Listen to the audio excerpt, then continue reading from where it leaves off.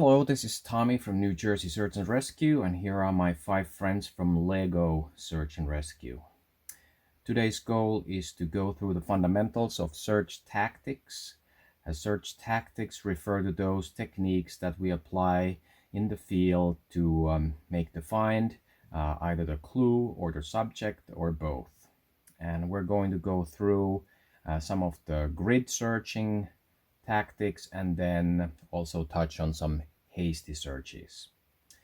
And to start with some of the terminology, here is our search area that is conveniently shaped here. It could really be, in a real case, any shape, but in this case and for the demonstration, it is a rectangle shape. And we have different terms that we use for the search area. Right here, our task 1 has lined up on the baseline, which is the start of the search area or beginning to go through the search area. So we line up on the baseline. The other end of the search area, we have the bump line. And then we have a guide. In this case, we would have a guide on the right side. So we have the nav here, the navigator person all the way on the right, and he's going to be our guide. So our guide is on the right. It could also be on the left. In this case, it's on the right. Each of the searchers is assigned their own search lane that they will be responsible for. The distance between the searchers is called critical spacing, and it's dependent on many variables such as the terrain overall, the visibility, the thickness of the vegetation, whether it's night or day, and of course probability of detection. For example, in a loose grid search in the woods with high visibility, the critical spacing could be 100 to 150 feet or about 40 meters between the searchers. In a very densely growing area, a loose grid search critical spacing could be just 5 meters. A tight grid search, the critical spacing could be as little as 1 to 2 meters between the searchers. Once we have configured the search area with the baseline and bump line and which direction we're moving and where the guide is, we can start the actual grid search. And since our guide here is in an important role keeping us moving in the right direction at a right pace, we can assign another searcher to this search lane so the guide can just take care of the guiding and navigating, and this searcher behind here will actually take care of searching this lane properly. So when we start the search and the guide is out showing us direction, we have numbered our searchers so that the searcher 1 is here, searcher 2, searcher 3, and so on. And when the searcher 1 is starting to search, he says 1 stepping off and starts moving in his search lane behind the guide. And we're doing purposeful wandering, which means that you don't have to walk in a straight line. You are moving in your search lane in a purposeful fashion, looking for any clues. Once this searcher 1 is at about 45-degree angle from searcher 2, searcher 2 says 2 stepping off and starts moving in his or her search lane. And little by little, we're moving forward so that all the searchers have started and they move in a 45-degree angle. The reason for the 45-degree angle of the search line is that we are able to move in an organized fashion because we can see the searcher on the right, keep the same pace, and keep the same distance the whole time in the search line. Another reason for this 45-degree angle is to effectively search through our search cube, which is to look and scan forward, look left, look 90 degrees right, look 180 degrees back, and look up and down, and overlap our visual fields with scanning and looking across the search lanes. Now the task continues to search the search area in this 45-degree angle, while the task leader moves back and forth behind the line, keeping everything organized and under control. Once the task makes it through the search area to the bump line, and when the searcher 1 hits the bump line, he's going to yell 1 on the bump, and everyone follows. 2 on the bump, 3 on the bump. Now, if the search area is larger than just one sweep, which is often the case, we're going to employ a couple of additional techniques. Otherwise, the search will happen the same as before. The guide guiding, searcher 1, searcher 2, moving towards the bump line. However, in this case, the searcher on the left is going to have another critical role. So while he or she is searching,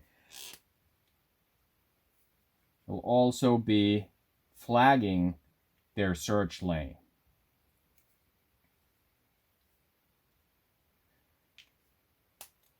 And when everybody makes it to the bump line, we're able to use this flagging as our guide on the way back. And our flip or a pivot method means that the searcher who was on the left is just going to turn around. Everyone else is going to pivot or flip around him. And now this searcher here who did the flagging is going to follow the same flagging and function as a guide on the way back. So now guide is still on the left looking from the search line, and they are going to remove the flagging as they go and guide the rest of the search line back. Now in this case, we don't have to double up on this lane, as this is going to be already doubled up by this same searcher moving in both directions. Many times the search area is bound by various linear features. Here we have a trail on the south side, another trail on the east side, and a brook on the north side of this search area. So we can use these linear features for our benefit. And here we have set our baseline on this trail. We can use the brook as our bump line, and the trail on our east side, we can use it as our guideline. So now the guide does not need to use the compass to keep the direction, but he or she can just follow this trail and guide the rest of the search line. Not all the trails that we use to guide off are perfectly straight and moving in the right direction the whole time, but we can still use them to guide off. We just have to pay more attention to the guide and keeping the same critical spacing and pace and distance the whole time. In this case, when the trail moves to its left, the whole lane shifts to its left. And then again, when the trail moves to its right, the search line also shifts back to right. So it just requires a little bit more attention to detail. Many times the search area is not bound by any linear features. In this case, we would have to set up the baseline and the bump line and even the guideline differently. In this case, we know one specific location, which is this corner of the search area marked by the coordinates.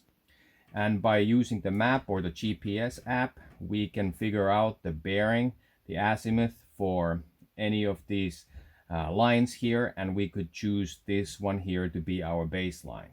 So once the nav has figured out the azimuth for this specific baseline here, which is here 210 degrees, he would set everyone up from here, shooting through his compass and setting everyone up on the 210 degree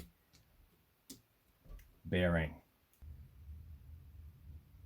When the search area is irregularly shaped, we can use our GPS apps, whether SAR Topo or another additional app, to confirm our coverage. And when we see our GPS track on our app, we'll know if there are areas that are left uncovered. And then we can go back and redo that area. Sometimes it's easier to manage an irregularly shaped grid search area by making it into a square or a rectangle. This will add a little bit to the search area itself, but will be easier to manage in terms of the search itself. However, this tactic might not be always possible due to terrain features or hazards. Hasty search is another type of a search tactic. Hasty search is based on speed more than thoroughness, like grid search. And with the hasty search, the probability of detection is much lower than with the grid search, but the speed is based on the search urgency that comes from the lost person behavior and the search urgency form. The speed is normally around 1.5 miles per hour. The offset is the buffer on either side of the trail that the task should be able to cover. So let's say the offset here is 15 meters. The task should be able to cover that 15 meters visually from the trail. The offset could be much further out too. However, it would be difficult for the hasty search to stay on the trail and cover much more than, let's say, 100 feet from the trail. The hasty search should only go into the offset of the trail if the command wants them to do that. The offset is on both sides of the trail, of course, and the task has divided its roles so that the first searcher or the nav here in the front is searching in the front direction. Then the second one could be searching predominantly to the left. The third one could be searching more to the right. The fourth one again left. And the last one would also always be checking behind as well. By giving each task member a focus direction will give the task a best chance of finding any clues.